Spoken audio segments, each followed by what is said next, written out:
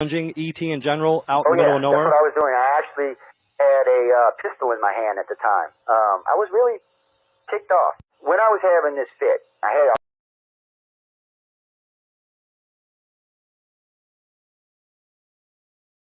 good stuff.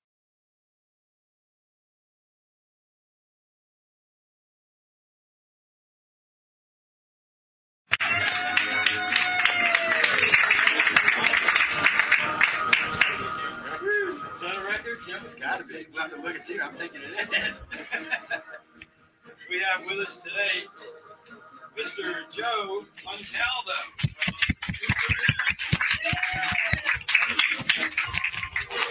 Talking on abductions 303. And Joe and his ICAR team has investigated more than 12,000 abduction cases in the last 27 years. His talk will include how there are generations of abductions. Are you and your loved ones in a specific age group of abducted people? Come hear what age groups are being targeted now. Welcome aboard, Joe. Thank you, Pat. Thank you.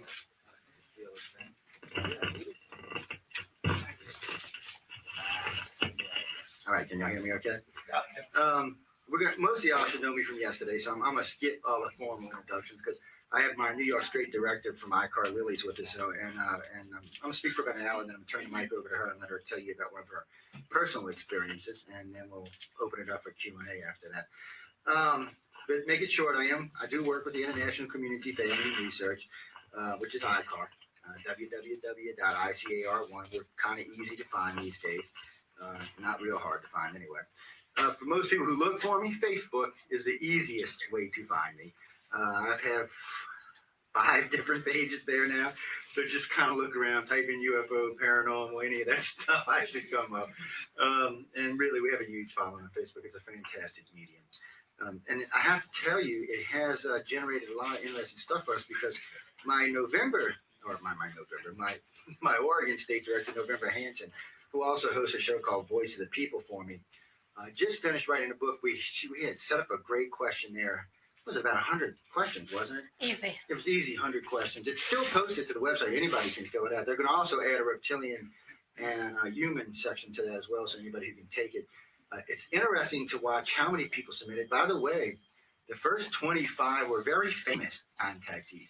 Leah Haley's is one of them. Katarina Wilson's another one. Jim Sparks is another one. Miriam Isley's another one. Marion Delicato is also in the list. So these are all people most of the community should be familiar with. So they filled the questionnaires out as well. So they were kind of like the test batch for everything coming in. Now, originally I gave November, I believe, 60 cases. Since then, we've probably picked up another 100. So I'm waiting for her book to come out in May. As soon as that comes out, we'll release it, and everybody can take a look at it. And then we'll release the other comments that came out with the thing. The reason I'm bringing all this up is because this is one of the things ICAR does. We track abductions. This is what we do. This is what we're here for. We literally track abductions by the thousands, and that's how we do. We do comparison studies across the board on alien abductions. It allows us to formulate what we all like to call abduction criteria, which personally makes my job way easier.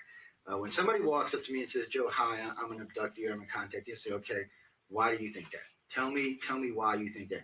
When they start talking to me, I am listening for keywords, for specific words that they're going to say.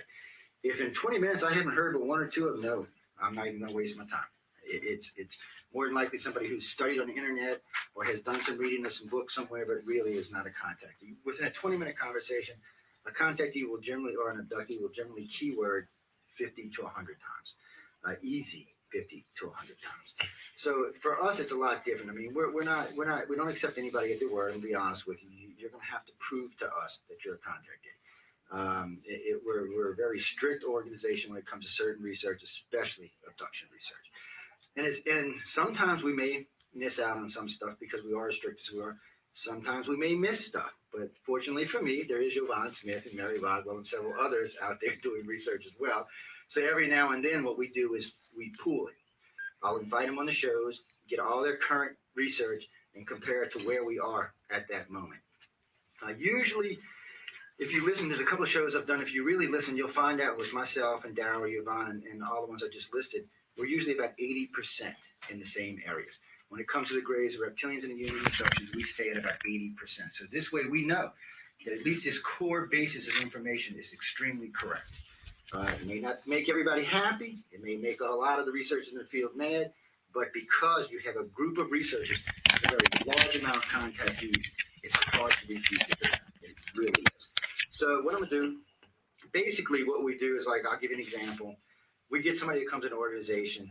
We've been tracking family generations, sometimes 6 and 7 generations in a family of abductees. This makes for a very, very interesting thing. I can go all the way back to the great-grandmother, all the way forward to the great-granddaughter, and find this scenario running through the family. Now, what I'm looking for is, I know they're all being abducted, but what's the difference between the great-great-granddaughter and the great-great-grandmother? What is it? Generally, you're going to find a progressive that their abilities, especially in their psychic empathic abilities, have improved immensely over 6 generations. And it's a steady increase. It's going to be a steady increase until a race becomes fully telepathic. Or even beyond that, I'm not sure. They may even be looking for something more than that. But it is something that we can physically track down. Something else we do is we actually test telepathic abilities. We won't even consider you to be a contactee. If you're not empathic, out you go. You're off the list. And it doesn't matter if you're a gray contactee, a human contactee, or a reptilian contactee. If you don't possess empathic abilities, it's out. What you got? Define with empathic. Empathic is the sharing of emotions.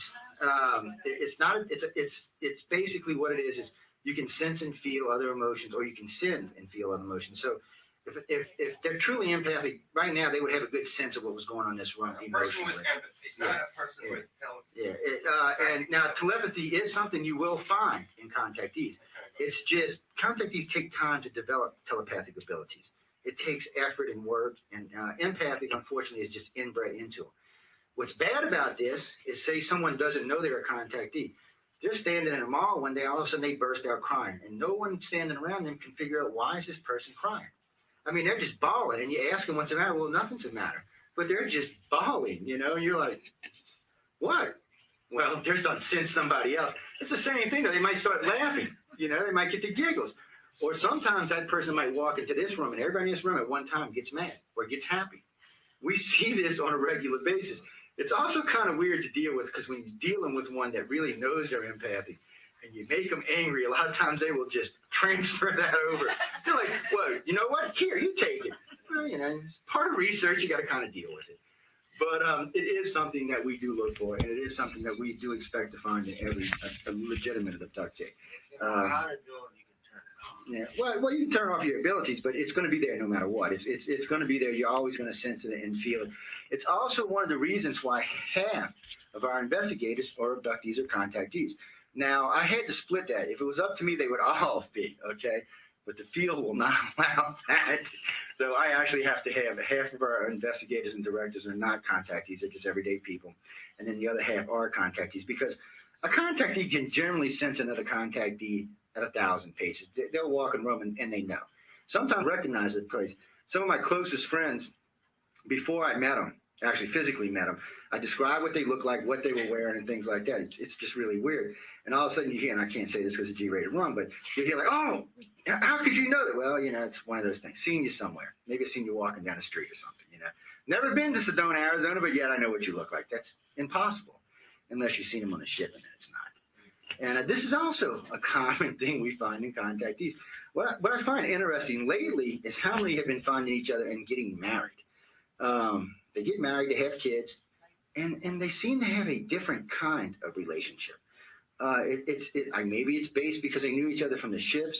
I'm not sure what it is. It seems to be a much more stable relationship. It seems to be a much more caring relationship, and it's just based on something different. It's one of those things that we run into on a regular basis. Now, some people think maybe the aliens are doing this. Maybe they're pairing these individuals. I don't know. It's quite possible. I can't prove it at this point either way, so we're going to leave that in I don't know category. Because in some cases it does. What was that? Should I vote for it? Yeah, I'm with you. We run indications for that. Have you? Okay. Well, you see, that's the point. And I mean, most researchers in this field are going to, that's what really makes abduction research different from UFO research. UFO research, there's 5,000 explanations for what's going on, and everybody in the field is arguing with each other about it. In abduction research, you're going to find a really strong 70, 80% of the research being done, everyone agrees on.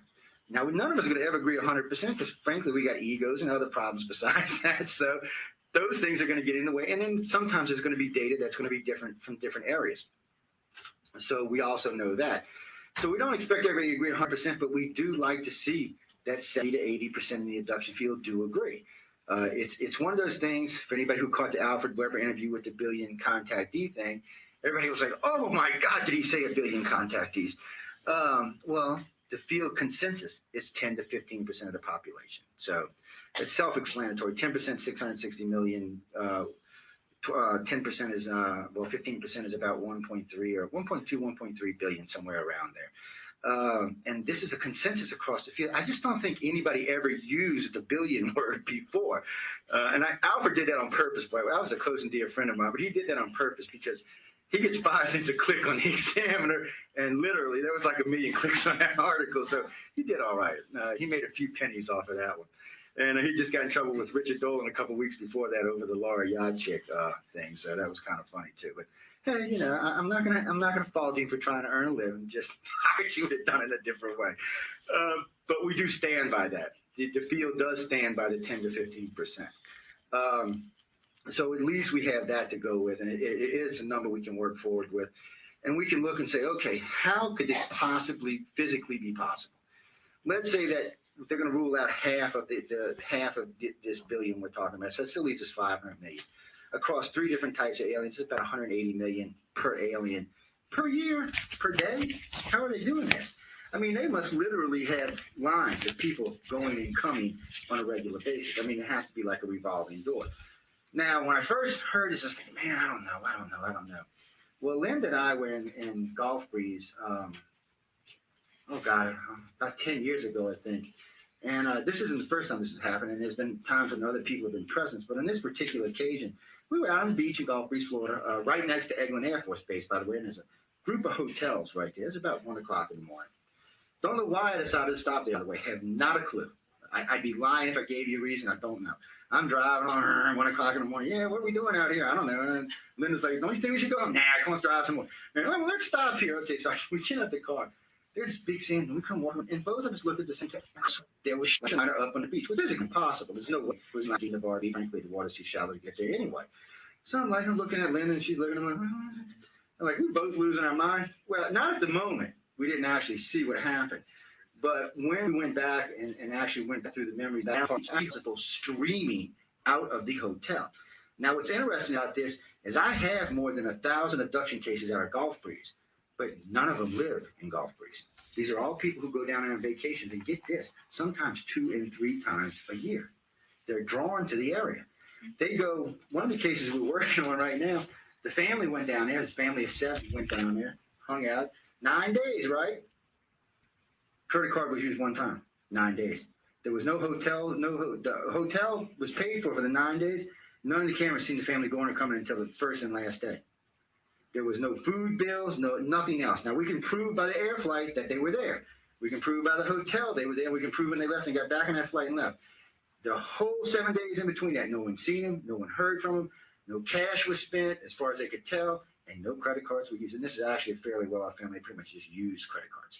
Now, this isn't the only case we have like this down there. We have actually a lot of these cases down there. This is something that, you know, more and more we're releasing more of this into the field. But I like to let our investigators, especially our young directors and stuff, and when I mean young, I mean novice getting into the field, kind of go through a lot of this material before we make it generally public. And it usually is made public in places like this or on one of the radio shows or something like that. And it's something later this year I'll be talking on Coast about. But we have a lot of these cases. And we've learned in the United States especially, and it's not just the United States by any means, there seems to be specific areas in the United States where contactees are drawn in mass. So at first, I'm thinking ET's flying all over the world picking up people. No, that's not what ET's doing. ET is going in specific areas and bringing in people. Most people don't realize New York City is the highest amount of abductions in the United States. Not some rural area out in the woods, not some little town we've never heard of, but New York City. Now, it's not the largest abductions in the world, by the way. Mexico City had the honor. When it comes to worldwide abductions, I think the United States is ranked, well, not the United States, but New York's ranked like fourth. There's a couple of cities ahead of them, but those are also much larger cities in New York, which you'd never think. Yeah? When I think of New York, I think, well, it's the biggest city in the world. Well, no, it's not. Actually, I think it's the fifth or something, and that's about where they are in the abduction thing worldwide. Mexico City gets the ungodly amount of abductions. It's unfortunate we don't have a better team of investigators down there because I really think we are losing a lot of information out of that particular area. But still, they're there. So we see all of this on a regular basis. Now, I got kind of off on a tangent there. I want to backstep here a little while. Most people are familiar with how abductions start, but I don't think people are familiar when abductions start. You know, you'll hear people talk, well, it starts at childhood. Well, true, it does start at childhood, but not really. It actually starts while you're still in your mother's womb. They physically remove you from the womb at least twice on board the ship. Then they put you back, send you back, and go on. Now, to the question, how do we know that? Because we literally have more than 3,000 contactees that have said the exact same thing. And since this is actually the first time I'm talking about this publicly, there's no way they could have done it. These are the kind of things. This is one of the reasons ICAR is so strict on releasing data, because the more data as an organization we put into the mainstream, the harder it is for me to say who's telling me the truth, who's not. You know, it's gotten to the point a couple of years ago, about 8 years ago, or 6 years ago on Wake Up USA, I released about 15 or 20% of ICAR's abduction criteria, including stuff like blue plasma and things along those lines. And lo and behold, within a year, our contactee base increased by 70%. Well, they weren't contactees. They were calling us, writing us, and they were quoting stuff they heard me or one of the other investigators or one of the other directors or one of the other show hosts talk about. They were simply rehashing stuff. So I'm listening to them, but I'm listening, you know, I hear them saying what I've said on the air many times, and I'm thinking, well, wait, where's the rest? Where's the rest? What else makes you a contactee? You can't quote me and tell me you're a contactee. I need more than that. I need to hear the rest of the data. So you don't actually get that. But we do know that a lot of the mothers get really freaked out. And we've had a lot of them while they were pregnant come see us or write to us or catch us online and talk to us about it. They get really agitated, really angry. Even though they don't seem to be harming the babies, they do get really, really irritated, which I can't blame them. When I know they're taking my son, I get hacked up. I'm not going to lie about it. You can ask Linda. I've actually gotten violent about it a couple of times. Not really did any good, to be honest with you, but still, you know, made me feel better anyhow. I'm not going to lie. But it didn't help the situation any. And I really have tried it. And we do work with, there's about 150 people right now we work with that either have said they have ceased their abductions or they have stopped. So what we like to do, and I'm trying to get Darryl to let me do this, is hard-headed sucker, but we do like to regress and to find out if the abductions have physically stopped. Our problem is anytime we take anybody down deep, it's still going on. But if you aggravate, you get mad enough and get irritated enough, they will stop letting you remember. It's that simple. They just cut it out of your memory. They're not going to let you remember. And I think there's a couple of reasons why for it. A lot of the people become dysfunctional if they don't take it out. They start having psychological problems, mental problems. They can't deal with society. They become angry, disenchanted, disheartened, and it's either take the scenario away or let the person end up in the loony bin. So in most cases, they just take the scenario away. I'm never going to say that no one's ever had their abduction stopped because, frankly, we do know that they just stop abduction sometimes. In some cases, they just stop. For whatever reason they do, they just stop. Personally, I don't think it's anything to contactees doing because I've said this a million times. If you can't stop a military abduction, there's no way in hell you can stop an alien abduction. And I have never met anyone that can stop a military abduction, ever. And I know some really nasty, some really good people, and everything in between, and no one's been able to do it. And I have to be honest with y'all, the aliens are much more advanced than our military is. So in their case, you may get lucky occasionally on empathy and get them to stop. Or if they feel like it's doing more harm than good, they may stop. Or like you said, they may just block the memories. In a lot of cases, that's all they do is block the memories. That's what they're doing in Darryl Sims' case. You know, he said he got up and karate kicked the gray, which I still get a kick out of. I said, yeah, I can just see you with your kung fu in the gray. He said, I'm serious, John. I said, no, I don't believe you. I said, I know you're serious. I said, but still, I'm not buying it. So I said, that's the reason I give him hell all the time. But he's not the only one. There's other people out there that tell me the same things. Or, well, Whitley was talking about one time him and his brother chasing around the house with baseball bats. I'm thinking, I want to see this, really. I want to see. I mean, it's not that it's not possible that they're doing it, but I would personally like to see this gray running around the house going, I am going to zap you, buddy. You better knock it off. And, or, you know, because, come on, they don't even have to physically come in your house to take you. The humans and the reptilians do, but the grays don't. I mean, they can take you to the wall. They don't even have to come down. I think they come down more or less to calm you down. They zap you with their little thingy, and everybody just kind of chills. It doesn't completely paralyze you, but enough. And then they take you. And I think that's more for your protection, and maybe their protection, because a couple of people have said they managed to get a hand loose and smack one or two of them. And I'm actually crazy. You're really upset when you smack them. I can't, you know, I was talking with Travis Walton about this, and he said, Joe, man, I was just swinging. I was just swinging anything I could swing. And I'm like, well, I understand that. You know, come on, let's be honest. You know, something's tearing you down, striving you down in bed. Yeah, you're going to swing. You're going to get upset with them. Paralyze your gun. You know, well, you know, you got to wonder about that. Why didn't they paralyze that particular individual? Why didn't they let them just go ape like well, they get to them in time apparently? But those kind of things happen, and we do document those cases as well. But something we get a lot of, good, bad, and indifferent. What are these? What is abduction? Is it good or is it bad? That's really more of a point of view. The abductions that started pre-birth, I don't think are nothing but checkups. The abductions at childhood, which range between ages 3 and ages 10, usually are more playtime than they are anything else. I've never really interviewed a child who said they were scared. They'll call them my friend. I've heard this statement literally from a couple thousand kids. They're my friends, my little friends, my little gray friends, my little bee friends. They call them all kinds of things, but they usually use the word friend. So there's no fear there at all. But maybe it's like everything else in life when it comes to children, you know, things are taught to children, like being racist or things like that. Children aren't born that way. They're taught that. So maybe they're taught to fear, or maybe when they hit puberty and Mr. Gray and Mr. Human and Mr. Reptilian comes and does their fun stuff, they get a little resentful. But in the young years, especially with the Grays, they seem to take them, bring them on board ships, introduce them to other children. And what I'm thinking here, and most of the researchers agree, is these are probably people that are going to be lifelong abductions with these children. They're actually meeting that young. And they will stay as a group or a core group probably their entire lives until they die. It's one of the things we talk about, the core groups, the badge groups. We found a long time ago that not only do they abduct you, but there's lots. You know, it might be like lot A1, lot A2, lot 3, 4B, stuff like that. We found that amongst different groups of contactees because they seem to be concentrating on different things with different groups. And there's a lot of things going on here. I mean, literally, there's literally hundreds of stuff going on. You know, I said about this yesterday. People always say, "Oh, the agenda." What agenda? Let's talk several hundred agendas. There's 4 or 5 primary agendas, like the hybrid programs and some of the breeding programs. Those seem to be agendas that don't sway, don't move. That are standard with all the aliens for whatever reason they're doing them. They seem to be a standard that's going on. But then there seems to be stuff like, why would you take someone's eyeballs out and set them on your chest? Why would you do that? What does that serve? Why would you sever an arm and put it back and let them watch it while you're doing it? These can only be for emotional stress because they're numb. They don't feel it when it happens. So it's not about pain. It has to be to see how the person's going to react.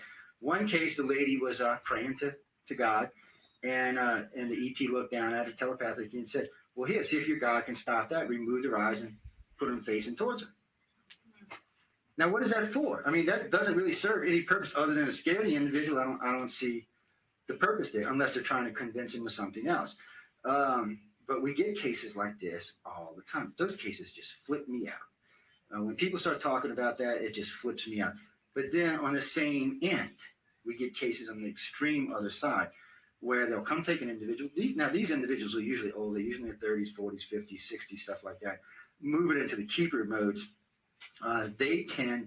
There's more rewards than there are punishments, I should say. Especially for the more advanced contactees, they'll help them enlighten their psychic abilities. They'll help them understand what they're here for, what they're doing, why they're involved with this. The keepers especially tend to have a load of information. Even they're not 100% accurate by any means, but they have a load of information. And they are the ones that or the Greys will pick up, or the Reptilians will pick up, and they're the ones that kind of help when they bring on the new abductees or when they're dealing with the hybrid children, stuff like that. I don't like using star children, indigo children like that because it gets really weird up in there. To me, a star child is simply a child born from a contactee. It's a simple thing for me. But for the rest of the field, it's not.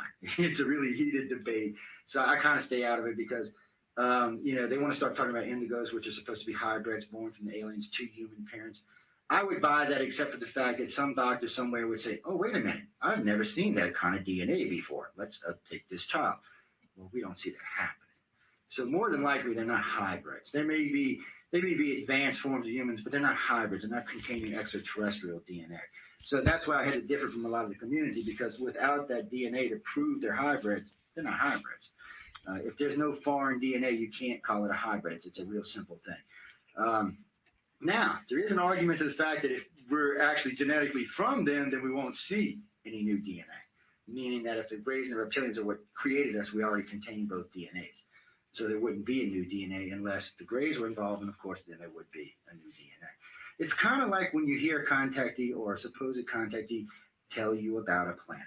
Well, none of the three races that we talk to speak. They don't speak English. They don't speak verbally. It's telepathic, and it's usually done with images. Now, how do you get a name from an image?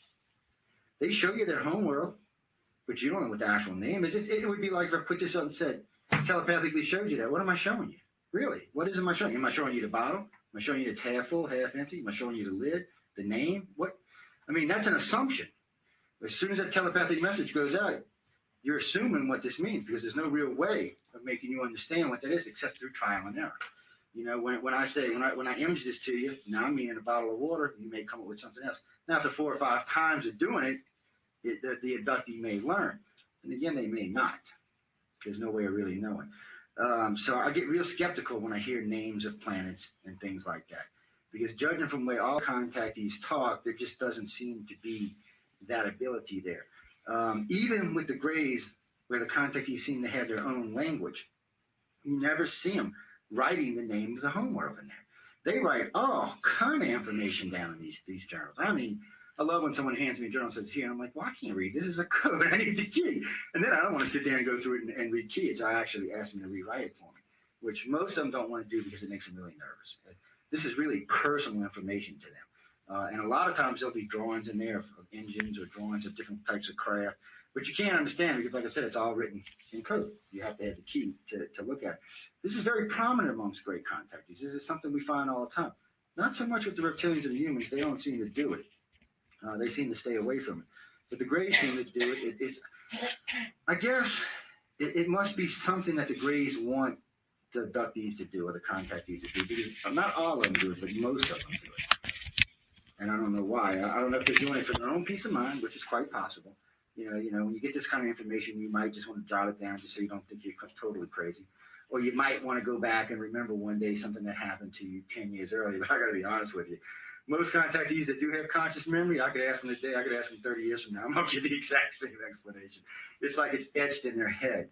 Now, going back to something I was talking about yesterday with Jim Sparks and them, one of the problems with any abductee that says they know everything or have a lot of information. Okay, Jim and Kat and them are pretty advanced contactees. They probably, in reality, remember 10 or 15%, maybe 20% of their abductions. Of course, they think they remember more until I did the thing with the numbers and said, well, wait, if you're getting 2 hours a day times 30,000 hours a month, 10,000 hours now. Well, there's just not that kind of information anywhere in the field. I consider myself an advanced contactee, but I can maybe if I say I haven't pushed every ounce of information that may be in my head, and even some of the regression stuff, I might have 200 hours. Maybe. And that's a big maybe. I'm not lying. It's a big. When I've talked with other contactees like Miriam and a few of the others, when I really push them to give me an hour, if I had to sit you down and have you tell me everything that's in your head, how many hours is it going to take? Most of them take 10 to 15 hours, maybe 20 hours. Well, these are lifetime abductees, some of them 40, 50, 60 years old. There's way more hours there than that. So when it comes right down to it, I doubt that any of the major contactees really do remember more than 15 or 20%. The regular contactees are probably in the 5% range, and the abductees, of course, or abductees, they don't remember anything, which I get in trouble for all the time because I do distinguish between abductees and contactees. Abductees are simply someone that doesn't know they're being contacted. They know there's something going on. They know there's something not right in their life, but they really don't know what it is. They suspect, they're starting to have dreams, they're starting to awaken, but still, they don't know what it is. Contactees, on the other hand, no, fully functionally aware. They're being abducted by aliens. They're being taken. What I always get a crack up about is from 11, start of puberty, till about 28, I tell all contactees the same thing. Do you want to remember? Because people ask me all the time, help me remember, help me remember. I said, why? I said, that is the years where you don't want to remember.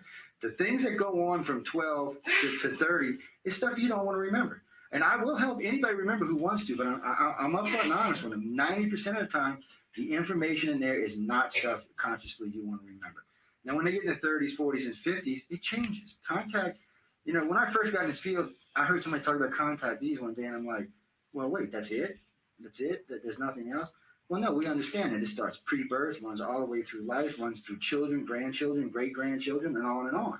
So there's lots of information you can get just from one family. You can just follow one family line. I think altogether now there's about a dozen cases we have that are more than 5 generations.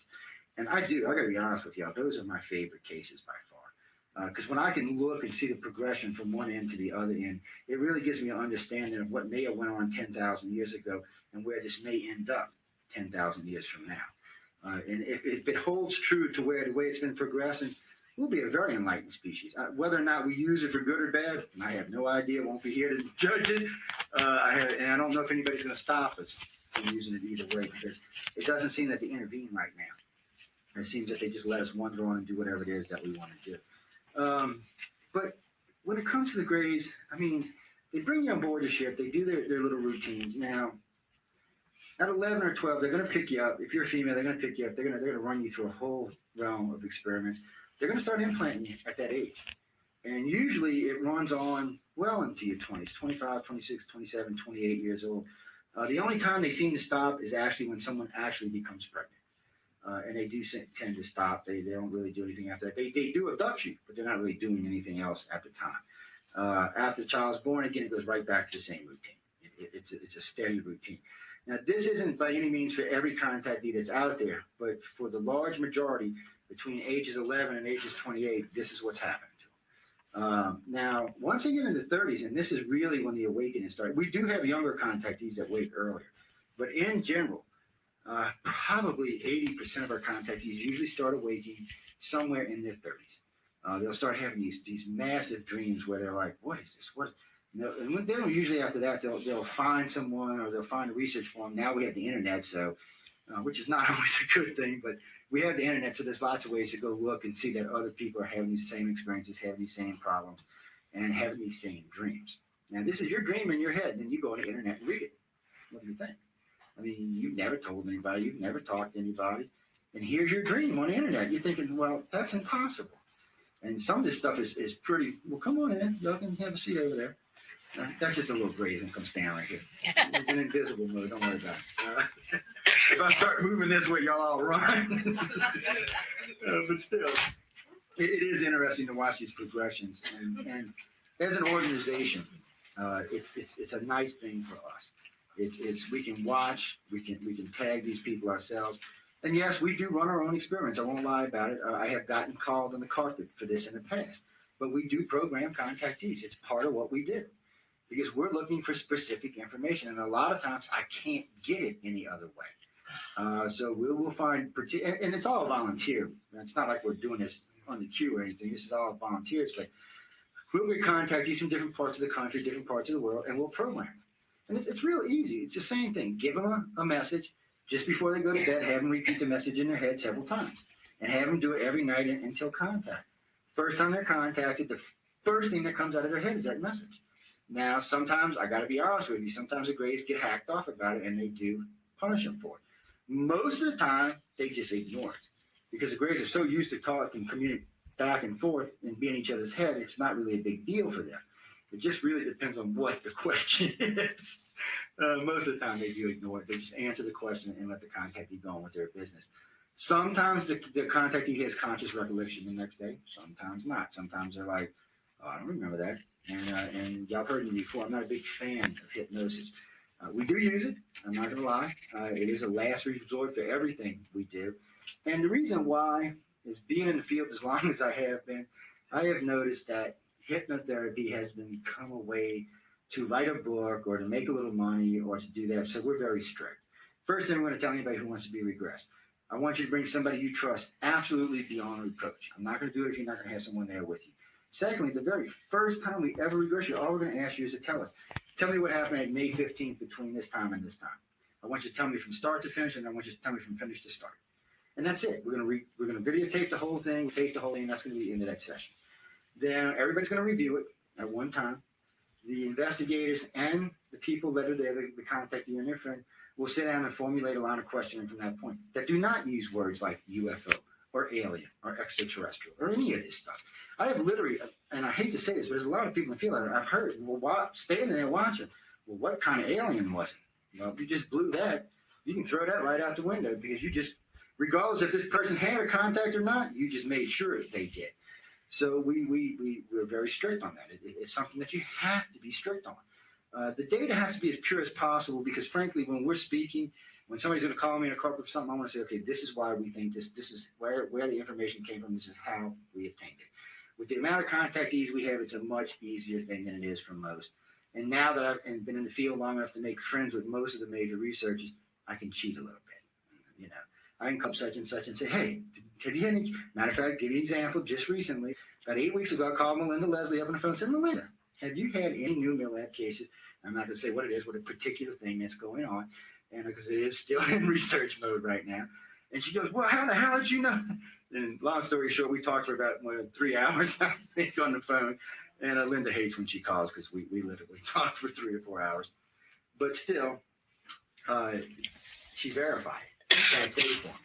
And then by doing that, she turned around and talked to 2 of her friends, one being Yvonne Smith, who verified it. So now it's a lot easier. We have a nice big circuit of abduction researchers. We're working in the same areas on the same lines, and we can go back and forth between each other and keep track of our different contactees. Now, I don't want to run over here, and I got literally like 5 hours of stuff here, so let's see. We're going to skip around a little bit. I really want to talk a little bit about the union. Like I showed y'all yesterday, they're not all pretty and fancy like everybody thinks they are. All protruded faces. They're not these pretty things. Now, granted, they're probably making you think that. They're telepathic. Something that, let me backtrack for a minute. Something we've seen early in cases. A lot of our great contactees had spirit guides, like Indians. Okay, spirit guides, which I thought was cool. I'm like, all right, you got an Indian spirit guide. I want one of those. Well, under regression, a lot of those Indian spirit guides turned out to be little grays, which I thought, by the way, was kind of cheesy. I'm like, well, that's kind of wrong to do that. But the grays do that. They do image themselves. And one of the ways we found out that aliens don't transform into each other, stuff like that, is because we'll have a group together, and there'll be 6 or 7 people. And a gray will present it. Each one of those persons sees that grays differently. There's no way they could physically change into 7 different things. So the only way they could possibly be doing it is if they're sending the images, or if they're using the person's mind to protrude that one image. They got all kind of images. It's a very strange thing the way that works out. I don't know why it's so hard for most people to actually see the gray. They're not really that scary looking. I mean, they're not real pretty, but I mean, they're not real ugly either. I've seen nastier stuff than that. So I'm thinking, I don't know what it is, but they do that. They will image to a group, and each person in the group will see something different. The humans and reptilians do it as well, but not as much. The reptilians just don't really seem to care. They really don't. They just seem to say, whatever. You don't like the way I look? Too bad. Close your damn eyes. And take you anyway. But I want to get back to the humans for a minute. So we're talking about the human aliens. Now, this is where I get irritated. When it comes to humans, I don't get the middle ground like I get with the grays and the reptilians. With the humans, I either get what I like to term as the peace-loving flight contactees and the haters, because literally that's what they are. I don't know why it's so different. And we've got families where the brother is peace, love, and light, and the sister's like, blank, can't stand it, blank the aliens. And it's the same aliens. I have no idea why they do that. I don't understand why, and I don't know if they're actually brainwashing the individual to think it's good or if it's bad, or for some reason this one's going to get treated all sweetie and deetsy and taken up the ship and looked at and hugged and stuff like that, and the other one's going to be probed and made really angry.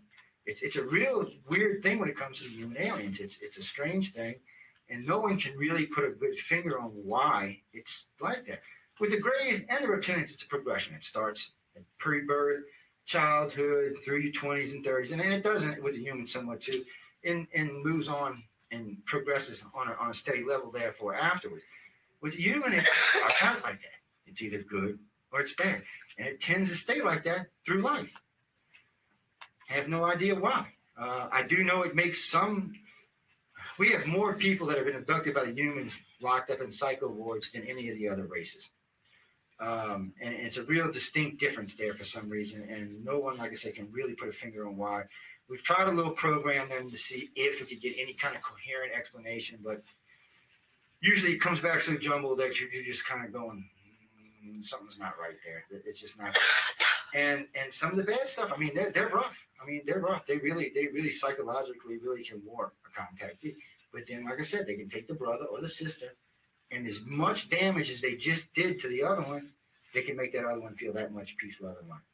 So what is this? To put the brother and sister at odds, or the two brothers at odds, or the kids at odds, or the parents at odds, to see who's going to win? You know, yeah, it could be built-in civil rivalry. It's hard to say exactly what it is they're doing here, but it's enough cases now that we can say yeah without anything conclusively. We've got enough cases to say yes, this is definitely going on. There's no ifs, ands, or buts about it. It's like with the reptilians. The first time someone wrote to me and said, well, the reptilian raped me, I was like, don't call me anymore. Really, that's what I said, which was wrong on my part, by the way. And I do, believe it or not, I will tell you when I've made a mistake or when I'm wrong. And 30 years of research, I have gone back and said, you know what, I messed up. I was wrong. This was not right, and this is why it's not right. I've got a firm rule when it comes to ufology. We need to police ourselves. We need to correct ourselves. It's why I brought up the Hill case yesterday. Because we really do. When something's not correct, we really need to be the ones that correct it. But going back to the reptilians now, in these cases, and I said this yesterday, with the reptilians, you have to be forceful. Anytime they come in and they take you for any reason at all, they're going to do whatever they think they can get away with. It's plain and simple. It's not that they're being mean or anything else. It's just they want to get as much done as they can at one time. And, of course, if you're willing to let them do it, they're going to do it. They're going to do whatever they think it is that they need to do at that time until you say to stop. Now, when certain experiments, you're not going to get them to stop no matter what, because, frankly, they got to get the data for it. But like what we were talking about yesterday, when ladies that say, or the men that say they come in and actually take them, rape them, stuff like that, you can stop that. You just have to stop that. You just, like I said, you have to be forceful, and it has to be more in a mental than it is in a physical. But you have to project it, and you really have to project it. It has to be put out there. But with the reptilians, they have different kind of technologies. The Greys technology seems to be seamless, flawless. Most of it's based on telepathic design. One of the first things we learned is the way the Greys slipped into the ship, the way the ships themselves had no seen. That's why, like I said yesterday, they had problems with Roswell. They found I-beams at Roswell. Grey ships don't have I-beams. So you had to wonder whose ship was actually crashed out there. You know, these are things that, once we learn these things, somebody has to go back and say, okay, well, wait, we got new information. Why is this like this? Why isn't this like this? Why can't we change this? Why does the field have to say so hardcore when something new is presented that may change something old? We have to be a little bit more forgiving there and a little bit more willing to say, okay, well, maybe we're wrong. Let's move on to something else. And those are things that happen. But the reptilians are funny because they will take you as a child. But usually when they take you, there'll be some children present, but there'll also be some reptilian children present. They like the children to play together. Now, the other two races don't do that. I'm not even sure why they do it, but they do it. And for some reason, they say they get along pretty well. There's not any real meanness there or anything like that. They get along pretty well. And it is one of those things now, are these children, they letting them play with hybrids? I don't know. It's possible that the children they're interacting with are hybrids. But until one of the reptilians comes and say, Joe, that's a hybrid, we're guessing. We really are. But it's one of the things they do. With the Greys, they let them play with other children. With the humans, they do the same thing. They let them play with other children. They don't let them get involved with the other hybrid children or with the other children that you see on ships that may belong to the other races. That usually falls into the keeper's hands. They're usually the ones that are going to handle the children, handle the hybrid children, handle the different types of children. Because hybrid's not always a good word. Sometimes you will see a gray child. Now, you can obviously tell it's not a gray, but you can obviously tell it's not human either. So it's not really a hybrid. It looks more like, I shouldn't use the word mutation, but it really does look more like a mutation. They have these children, they have the hybrid children, and then they have, I guess, their own children. But the keepers and the parents get to deal with this on a regular basis. I cannot literally tell you how many contactees have told me about seeing their children on board ship, and it doesn't matter what race it is. I mean, literally at this point, I mean, it bothers me because of the sheer numbers. If this had started in the 50s and we were talking about 100 or 500, 1,000 people, I'd say, okay, it's something much different. But when you start thinking that they've been here 10,000 plus years, I mean, we're talking probably an enormous amount of children.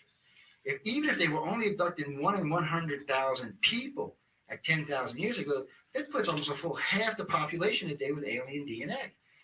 And that's if they were only at 1 in 100,000. And today's ratio seems to be higher than that. So, I mean, that's a lot of people. So where are all these children? What are they doing with them? Where are they? They're not putting them here. What are these children being used for? See, these are the things that bother me. And these are the things I have problems with because, you got to wonder, the Greys aren't really, they're not really bad.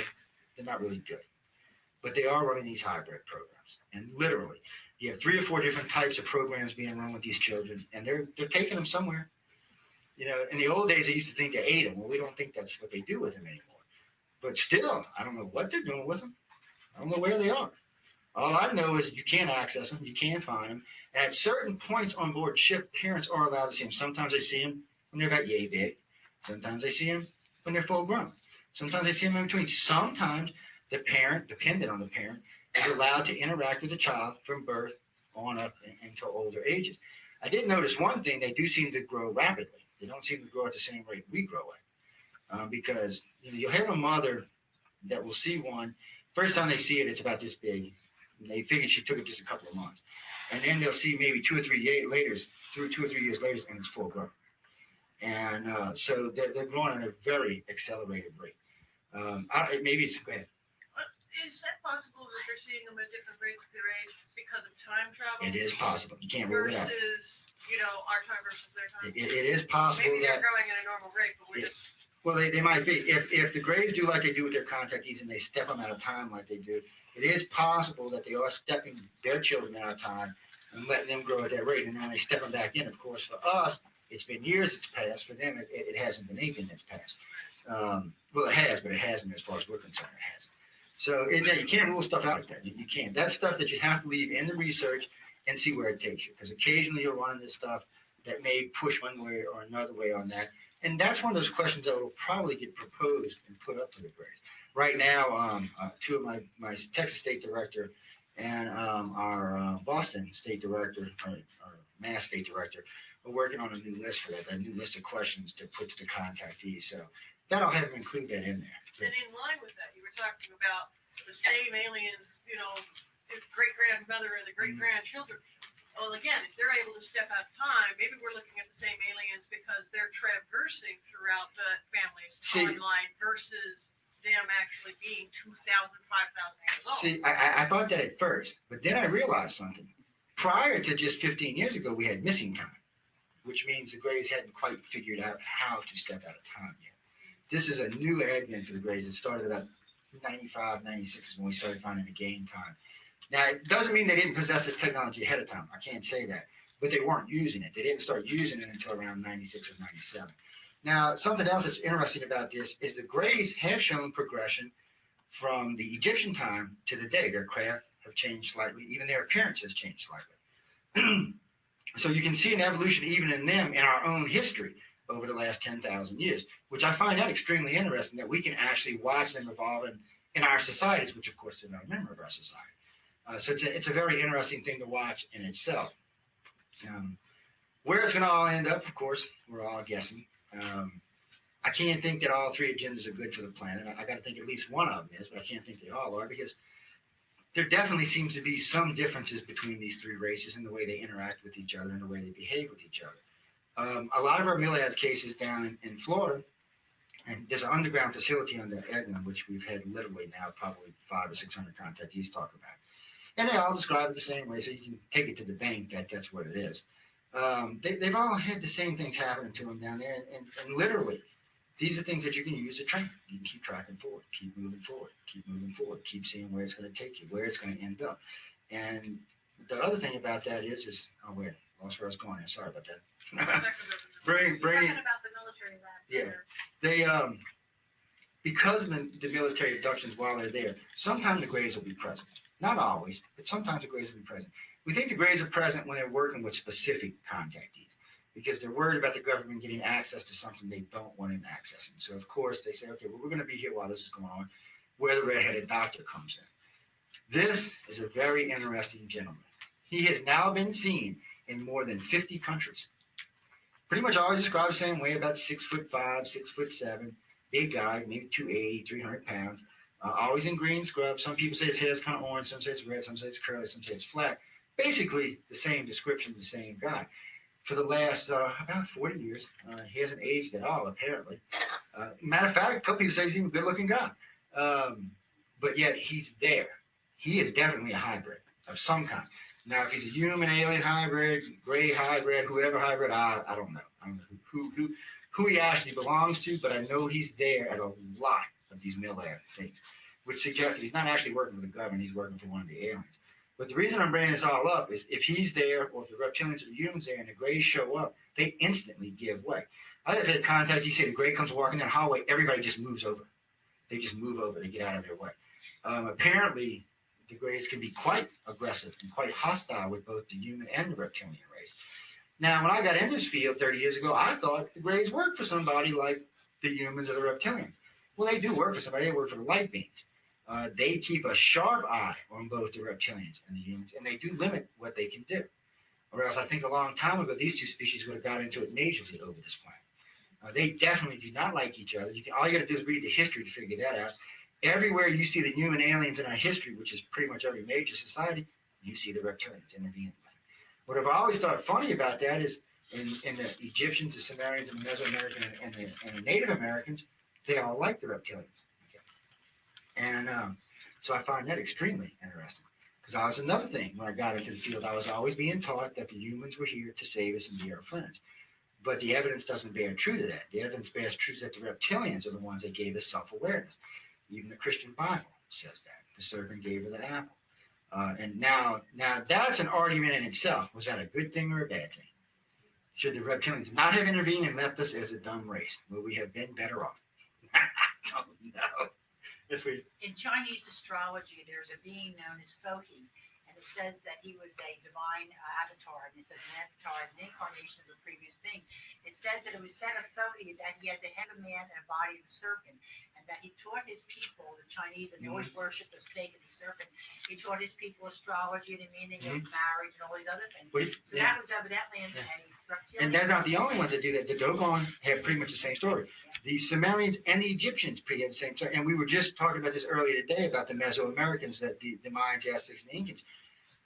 In all the pictures you see, the reptilian is holding the bringer of life. The human is holding usually the bringer of death. Who is the human that you keep referring to? Well, we call them humans because that's the way contactees describe them. They say they look kind of like us, but on average about yay tall.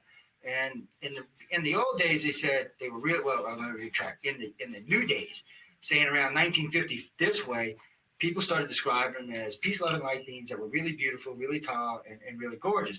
Palladians, you mean? That's what they call them. But see, that's what. Well, they've got a couple of different names. But in reality, when you go back and look at the text, that is not what they look like. I was showing them yesterday on the thing. There's pictures of the Egyptians. Yeah, they're not all that beautiful. They're not all that pretty. And they really don't look. I mean, they look like us to an extent. And you could see maybe if they had created us where some of our DNA came from. But we obviously don't look just like them. And we obviously do have a reptilian section in our brain. We can't escape that. So we can see, I mean, you have all this ancient text that's 7,000 years old. And all of it says the same thing. You have one race that came here and created us, another race that interfered in the creation, which created the species that's alive today. Like I said, there is some DNA evidence to back that up. There's a lot of flaws in our DNA, way more than normal. And it's not just the junk genes that give us away. It's not the 4,000 junk genes, even though that's, I think it's 88% more than when any other, it's either 78 or 88% more than any other animal has.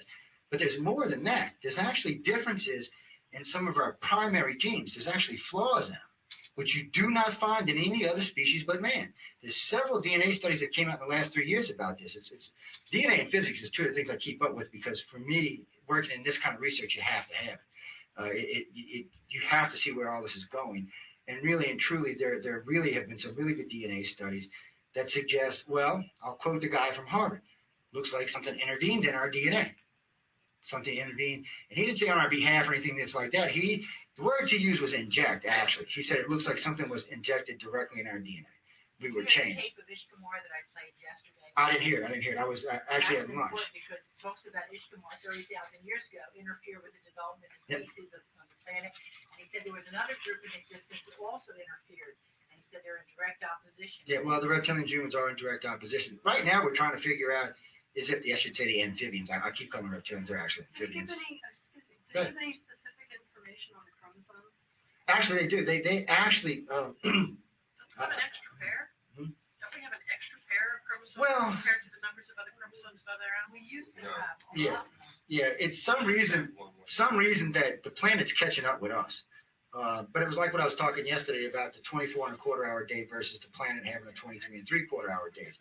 Our optimal body temperature is not set for this planet, and our biological clock is not set for this planet. I mean, Mars has a 24 1/4 hour day. Earth has a 23 3/4 hour day. Our body is set to 24 1/4 hours. No one can escape that. That's science fact. Our optimal body temperature for working in an environment is 63 degrees. Earth is 73. So you have to wonder, how did we evolve on this planet? If we really evolved on this planet, then our DNA would show that first off, our biological clock would be 23 3/4 hour days. It's because it's been like that for 3 billion years on this planet and it hasn't changed. So we would definitely have evolved to that, and our body would work better in a higher temperature.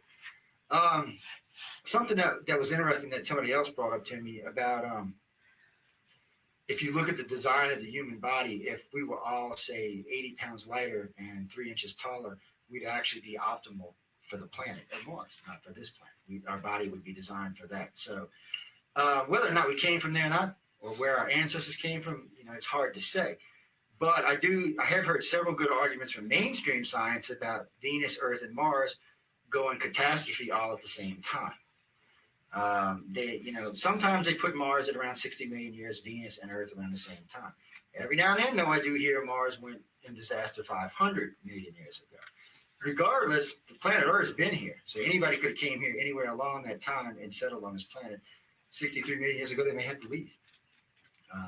We do know there was a major disaster here 63 million years ago, but we also know that there's been 3 great extinctions on this planet, and we're just the result of the last one. We know these are things we can't escape. One more quick thing, I'm going to let Miss Lily have the mic right quick. What did I do with this? Because I really, guys, there's like 5 hours more stuff in this. I think I might have to actually put this on a CD or something. The asteroid belt between Mars and Jupiter was a planet known as Naldak, also known as Lucifer, and George Van Tassel had channeled this information way back, the proceedings. Well, science bears some fruit to that. They say that it could have been a planet 5 times the size of Earth. None of them will actually agree that it was a planet, but they do agree that it could have been a planet. I'm not sure where they can distinguish why they think it's not, but when I talk to scientists, they all say the same thing. No, it was never a planet. It was just debris left over. But they don't know that for a fact. Until we actually physically go to the asteroid belt, they don't know. They're guessing. Yeah, that's what messed up Earth, Venus, and Mars. Yeah, but that's another thing they said. Now, if something was large passing through there, because Mars went into catastrophe over a major impact that was 59 million years old. You can see the crater. Earth was at 63, but these dates can fluctuate by millions of years either way because none of us were here. They can't get a clear enough view of the surface of Venus because, frankly, it's been overturned so many times because of the lava flows on it that they don't know if there was a major catastrophe there. They do think there was a major impact. They do think it was around the same time. What freaks me out about this is you have 3 livable planets 65 million years ago. Venus, Mars, and the Earth are all inside the inhabitable zone of our solar system. All of them are. Which means you could have easily had 3 different races evolve on these planets at 3 different times, leaving this as the only inhabitable planet left in our solar system. That creates a problem for everybody involved, including us. Somewhere along the line, if that's true, we're going to have to share. We're going to literally have to share this planet. And with 6 billion of us already being here, that's going to be a hard thing to pull off because I have no idea how many reptilians or humans there are out there.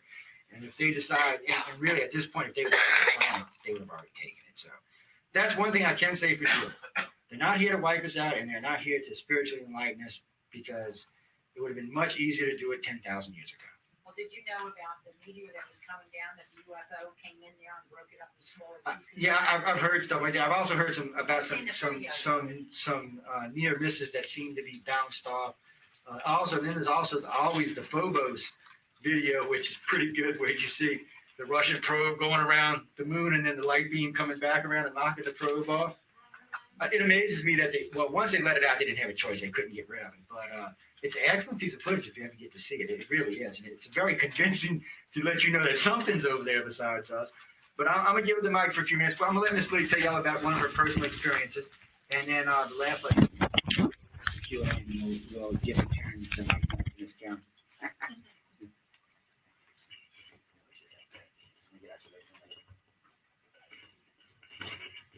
Hi, for you who don't know me, my name is Lillian Waters. Some of you might even know me by the name New York Lily, which I use on a lot of websites and forums. As you heard Joe tell, New York City is the fourth largest city with fourth in the row of most abductions. And I'm one of them. I've lived in New York City all my life, and my experiences pretty much go the way of what Joe said about different times during the life you get certain things. Like as a toddler, I had an imaginary friend. Actually, I had two. I had one who was an enemy and one was a friend. And we had fun. We played games. And later on, I started to wonder who this one was. And I realized that he pretty much fit the pattern of the abduction experiences I had later on. In high school, I had what I believe was 3 abduction experiences. In 1980, 84 actually, I had another one. And I was becoming more aware of what was going on, because I would wake up with marks on my arms, little holes, after things that felt like injections. But there was no way anybody could be injecting me. And in 84, I was floated out of my apartment with someone behind me who was faceless, wearing a suit. And his tie was like flapping up. And his hair was standing up on end, but nothing else was amiss in the neighborhood. It was raining out, and we were floated into what looked like one of those round-top automobiles from the 50s. And then that vehicle floated us down to the high school athletic field that was just across the street from me. Floated down the street and down to where a fence was low, and then floated over the fence and down to the high school. And as we're floating down there, I noticed that everything was very bright white. And I thought to myself, isn't that nice, snow in August? And there was this little white being. Well, it was a being down there. It looked like he was wearing one of those white hazmat suits. And once the vehicle got down to where it was almost to the ground, I don't remember anything after that. Well, the next morning, I woke up, went to the window. I saw it had been raining out that night. And then I went and I looked out, and there was a white line that went exactly the direction and to the places where the vehicle I was in went, until it got to where that low fence was. And then there was no more white line. It was August. It was the first, August 4th. So there was no snow. What I think happened, there was bright white light down on that athletic field. So I put that in my mind, like, these are cases that are piling up in my life. I just kept it in my mind. I'm thinking, okay. But things really started to happen in 2008. in the times between, I went to school, took care of my dying my dying grandparents was in the 70s, took care of my dying mother, worked, did a lot of things you normally do. And then I got laid off from my job, and I had all this time in my hands. So I started to go to conferences, and things just seemed to fall into place. I went on a Ranger Park walk out in Staten Island, and I thought that walk was supposed to be,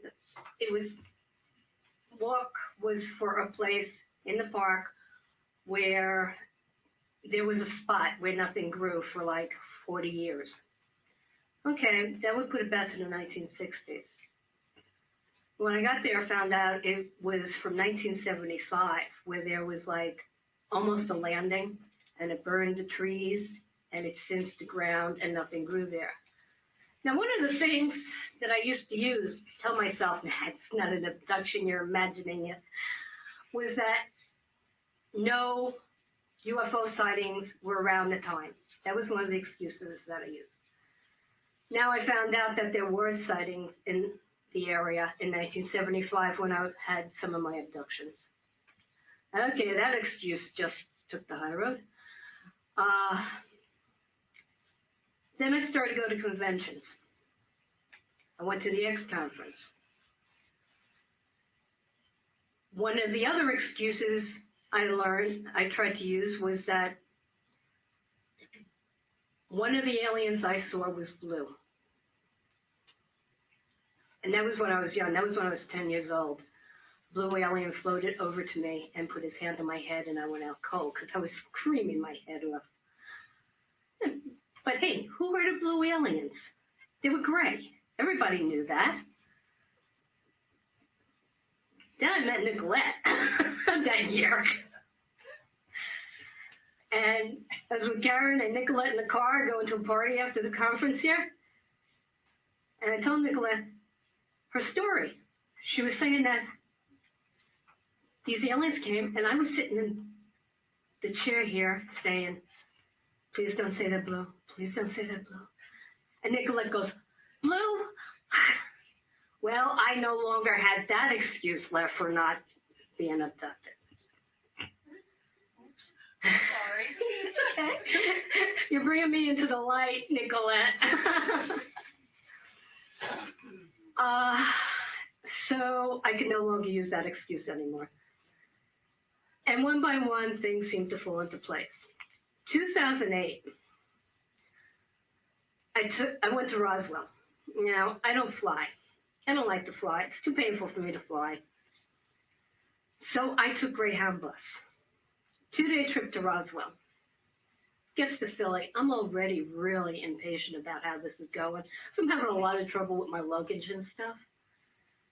So I'm like saying, okay, guys, you can have me for the 2 days. Just drop me off in Roswell. You can even have me coming back. Just drop me off at home. But nah, nothing happened. Until coming back. Got between Pittsburgh and Philadelphia. And what happened there, it seemed like a dream. They usually seem like a dream until I see the physical trace evidence that was left. This one was big green guys. I came up to about their hips. And I felt they were communicating with me. I didn't hear them, but I felt like the sound of a voice. And in between the words, there were spaces where I knew what they were saying, even though the words weren't coming out. And they were telling me that they had things to do and they were going to get done. And, okay, I don't remember asking the question, but I would have said in my thickest New York voice, why the heck did you take me off a freaking bus? But they answered it. We had things to do and they're going to get done. And then I woke up on the bus after feeling little hands positioning me in the seat. Didn't see what it was, but that's what it felt like. And I was groggy. And we got to Philly, and I forced myself to, like, get up and walk around to Philly, determined to get a Philly cheesesteak, which I didn't get because I didn't have a good place in the area. And then I noticed when I got back on the bus, I had a hole in my arm, right above the vein here. 2 weeks prior to that, I had found a hole in the arm. Same vein, different spot. So now I'm really starting to wonder what's going on here. While I was out in Roswell, I listened to the lectures of Daryl Sims, and he talked about trace fluorescence being found on the bodies of abductees, and how he thought that it was something that the entities were leaving behind from their skin or the fingers, I guess a sort of alien sweat. So we got a little black light flashlight. The one I got was called Stink Finder. You use it to find places where your dogs and cats made a mess. And for 6 weeks, I would shine it on my arms and legs before I went to sleep. And then each time I woke up to go to the bathroom and get a drink of water, I would do the same thing. During those 6 weeks, I found pink fluorescence on my leg twice. First as a dot on my ankle, and I kept telling myself, it's nothing. Don't pay attention to it. And then 2 weeks later, I found a 6-inch streak going across my shin that also ended in a pink dot on my ankle bone. That one I took a picture of. It was pink in the black light. When I took a picture of it, it came out like a greenish color. Someone I know on an internet site whose job it is to photograph fluorescence told me that I need to take off the automatic white balance in my camera. I said, okay, I'll file that away. But in the meantime, I'm like, what is this that's on my leg?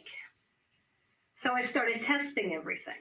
I tested my detergent, my fabric softener, any little bugs I found in the apartment, I smashed it and shined the light on it to see what color it was. Most things fluoresce blue, blue-green, or white. So the only thing I didn't test for a while, I figured it must be it. So I convinced myself that, hey, it must have been a mouse that sat on my ankle and peed.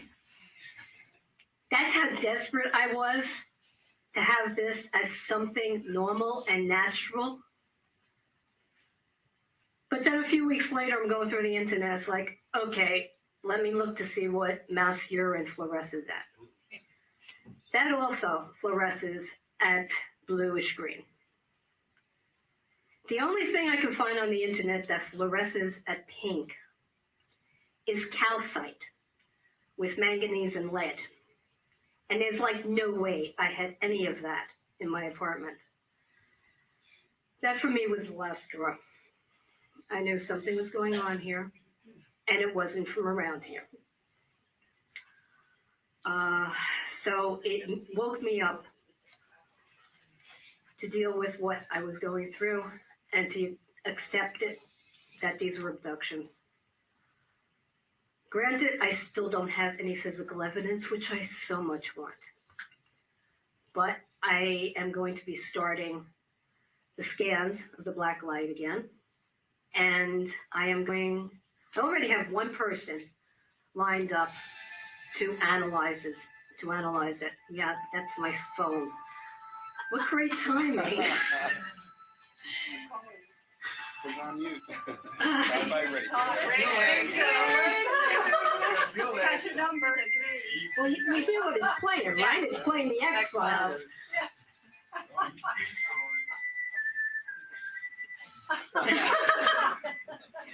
So, I'm I'm going to be starting up the scans again. And I do have one person who's an organic chemist, and he said he will analyze it for me. And just, well, I don't believe in coincidences, but if you do, just out of coincidence, I cut my leg open last May. Now, I'm on steroids for asthma, so my skin tears very easily. And I bumped into something, cut my leg, just sliced the skin off the leg for about 6 inches. And I had to go to wound care. And this physical therapist, he has a PhD in physical therapy from NYU. He does the wound care. So he kept bandaging up my leg for 6 weeks. And I find out that he's into ancient astronauts and Eric Von Däniken and stuff. Like, yeah, somebody I can talk to. And he told me, I showed him the picture of the fluorescent streak. And he showed me how to do skin scrapings. So now I know what to do with my camera to take off the white balance. I know how to do skin scrapings now. And I have one chemist who tells me he will analyze it for me. I'd like to get some more chemists because I would like to send it to different people independently so I can see if the results are the same. But at least I have one now. So now I'll be starting to do that again. And hopefully I will get that pink streak because I so much want it. I don't want my abductions to stop. If my abductions stop, I'm not going to know what's going on. And I want to know what's going on. Plus, over my lifetime, I've developed a relationship with these guys. I believe that some of them are grays and some of them are reptilians. And whether or not I like it, these are my neighbors. How many here like all their neighbors? These are my neighbors. I've developed you love your neighbors?